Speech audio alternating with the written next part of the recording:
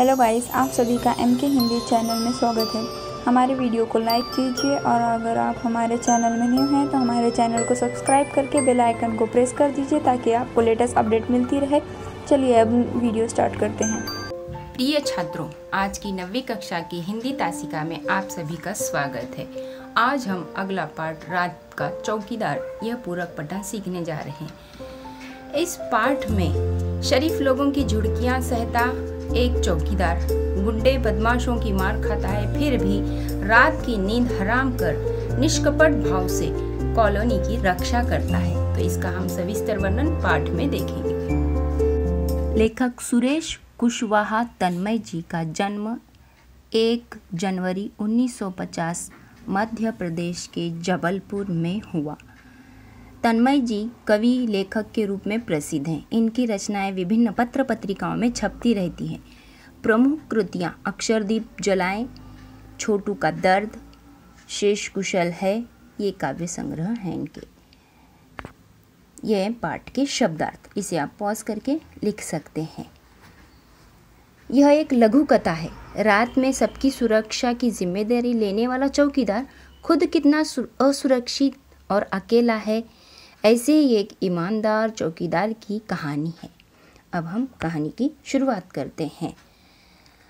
दिसंबर जनवरी की हाड़ कांपती ठंड हो, झमझम बरसाती वर्षा या उमस भरी गर्मी की रातें, हर मौसम में रात 12 बजे के बाद चौकीदार नाम का यह निरीह प्राणी सड़क पर लाठी ठोकते, सीटी बजाते, हमें सचेत करते हुए कॉलोनी में रात भर चक्कर लगाते हुए सुनाई पड़ता है। हर महीने की तरह पहली तारीख को हल्के से गेट बजाकर खड़ा हो जाता है। साहब जी पैसे, कितने पैसे? वह उसे पूछता है। साहब जी 1 रुपया रोज के हिसाब से महीने के 30 रुपये। आपको तो मालूम ही है। अच्छा एक बात बताओ बहादुर, महीने में तुम्हें कितने घरों से पैसे मिल जाते हैं? अब यहाँ पर लेखक जो है उस चौकीदार से बात कर रहे हैं और चौकीदार से पूछ रहे हैं कि बहादुर तुम्हें हर महीने में कितने पैसे मिल जाते? तो वो बताता है, साहब जी यह पक्का नहीं है कि 60 घर से, कभी 50 से, 30 त्योहार पर बाकी घरों से भी कभी कुछ मिल जाता है। इतने में ठीक ठाक गुजारा हो जाता है हमारा। पर कॉलोनी में तो 100-125 से अधिक घर हैं, फिर इतने कम क्यों? लेखक उसे पूछ बैठते हैं। तो फिर तुम उनके घर के सामने सीटी बजाकर चौकसी रखते हो कि नहीं? उसने पूछा। हाँ साहब जी, चौकसी रखना तो मेरी जिम्मेदारी है। मैं केवल पैसे के लिए ही काम नहीं करता, फिर उनकी चौकसी रखना तो और ज़रूरी हो जाता है। चौकसी यानी कि पूछताछ। भगवान नहीं करे यदि उनके घर चोरी ओरी की घटना हो जाए तो पुलिस तो फिर भी हमसे ही पूछेगी ना, और वे भी हम पर झूठा आरोप लगा सकते हैं कि पैसे नहीं देते इसलिए चौकीदार ने ही चोरी करवा दी। ऐसा पहले मेरे साथ हो चुका है साहब जी। अच्छा तो ये बताओ, रात में अकेले घूमते तुम्हें डर नहीं लगता? उसे पूछा जाता है। उसके पूछने पर वो बता देता है कि डर क्यों नहीं लगता साहब जी, दुनिया में जितने जिंदे जीव हैं सबको किसी न किसी से डर लगता है। बड़े आदमी को डर लगता है तो फिर हम तो बहुत छोटे आदमी हैं।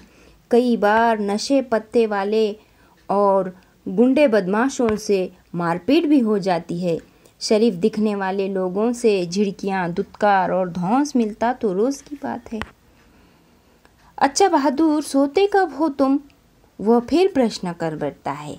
उस प्रश्न के उत्तर में फिर वो जवाब देता है, साहब जी रोज़ सुबह 8-9 बजे एक बार कॉलोनी में चक्कर लगाकर तसल्ली कर लेता हूँ कि सब कुछ ठीक है ना, फिर कल की नींद पूरी करने और आज रात में फिर जागने के लिए आराम से अपनी नींद पूरी करता हूँ। अच्छा साहब जी, अब आप पैसे दे दें तो मैं अगले घर पर जाऊँ।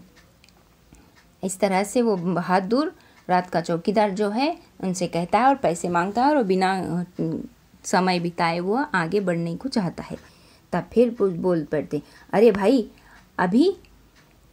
भाई अभी तुमने ही कहा कि जो पैसे नहीं देते उनका ध्यान तुम्हें ज़्यादा रखना पड़ता है, तो अब से मेरे घर की चौकसी भी तुम्हें बिना पैसों के ही करनी होगी, समझे? फिर से वो जैसी आपकी इच्छा साहब जी ऐसा कहता है और अगले घर की ओर चौकीदार बढ़ जाता है। उसके बाद मैं सोचता हूँ कि बिना किसी ऊपर दबाव अथवा नियंत्रण के एकाकी रूप से इतनी जिम्मेदारी से अपना कर्तव्य निभाने वाला, हमारी सुरक्षा की चिंता करने वाला, निष्कपट भाव से करने वाला यह रात का रखवाला स्वयं कितना सुरक्षित और अकेला है। मैं रात भर ओहापोह में रहा। ओहापोह में रहना यानी उधेड़-बुन में रहना, बेचैनी में रहना। और सवेरे उठने तक मैं निर्णय ले चुका था। मैंने चौकीदार को बुलाया, उससे कहा, मेरे घर की चौकसी करने का तुम्हें पूरा मेहनताना मिलेगा। मेहनताना यानी वेतन, चौकसी यानी पूछता उसकी देखभाल करने का पूरा वेतन मिलेगा। चौकीदार ने पैसे ले लिए और वह सलाम किया और आगे चला गया। मैंने तब चैन की सांस ली और उसके प्रति श्रद्धा और बढ़ गई। इस तरह से इस पाठ में आज समाज में छोटी छोटी परंतु महत्वपूर्ण भूमिका निभाने वाले लोगों के साथ अमीर लोग या यूँ कहें बाबू लोगों के व्यवहार को दर्शाने वाली और एक दूसरे के प्रति मानवीयता का व्यवहार करने की भूमिका रखने वाली यह एक छोटी सी लघु कथा है। यह एक पूरक पठन के रूप में हमारे सामने लेखक सुरेश कुशावाहा ने हमें प्रस्तुत की है। इस तरह से यह पाठ समाप्त हुआ।